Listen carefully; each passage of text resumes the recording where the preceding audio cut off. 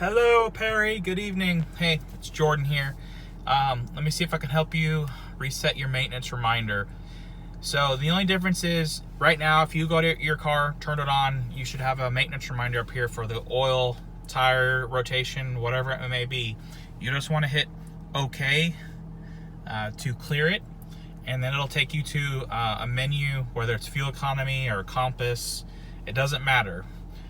You'll want to use these arrows that go left and right to cycle to the different menus, and you'll want to get to settings. So I'm going right for what seems to be forever, and then we're at settings. So from here, you see like what the fourth or fifth one down, it says maintenance on there. I'll use the same arrows, except for I'm going to go down to where it highlights maintenance. And then when I'm there, I'm going to go ahead and use that OK button again.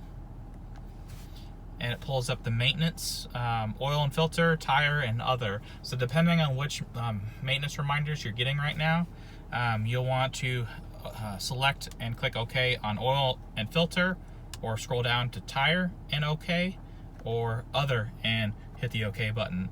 And for example, I'll scroll back up to oil and filter. I'll hit OK. Brings me here. Yours will have some numbers here up here instead of the dots.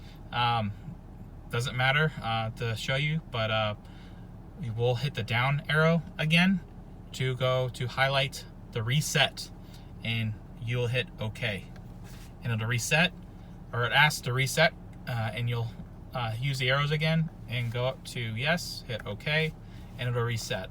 And then it might look a little bit something like that. You'll still have possibly some numbers to the right, like your oil change intervals, like whether it's set at 4,000 or 5,000 miles, but the numbers to the left of the slant will be blanked out and it'll be reset.